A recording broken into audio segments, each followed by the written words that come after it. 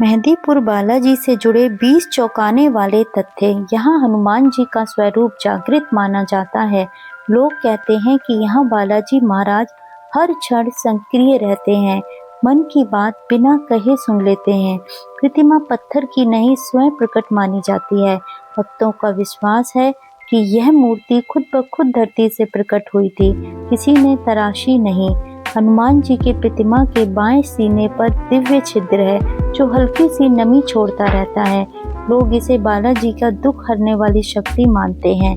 मंदिर में घंटी बजाने की अनुमति नहीं है। यह अनोखा नियम है क्योंकि यहाँ की साधनाएं शांति और ध्यान पर आधारित है।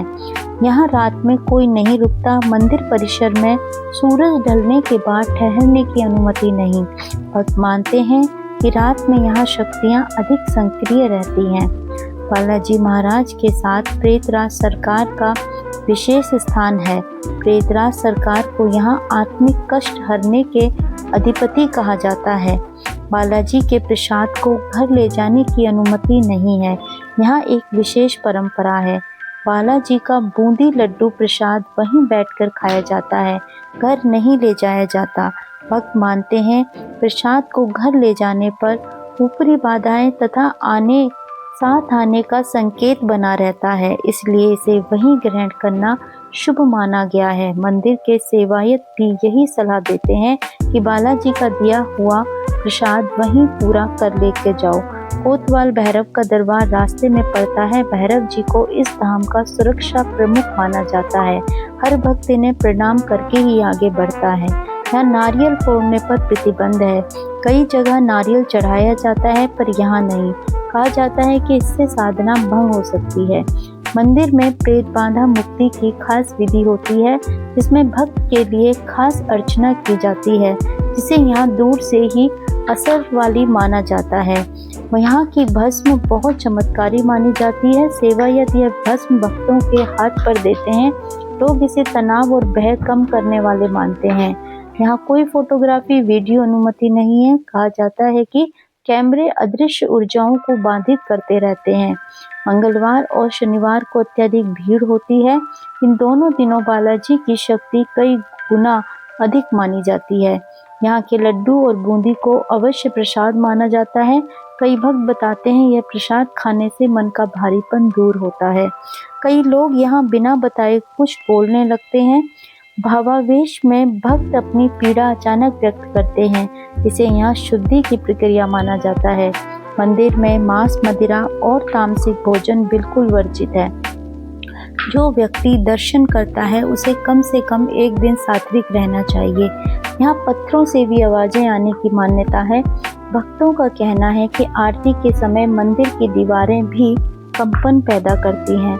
यहाँ धाम 3 पहाड़ियों के मध्य स्थित है। कहा जाता है कि तीनों दिशाओं से दिव्य ऊर्जा मंदिर की ओर प्रवाहित होती है। यहाँ के सेवायत किसी के बारे में पूछताछ नहीं करते। बच्चे से लेकर बुजुर्ग तक कोई भी अपनी मन स्थिति के साथ आए, बस सेवा मिलती है, सवाल नहीं। बालाजी के चरणों में नींबू मिर्च कभी नहीं चढ़ाई जाती। इसे यहाँ अशुभ माना जाता है। यहाँ की आरती के दौरान कई लोग हल्का हल्का कांपने लगते हैं।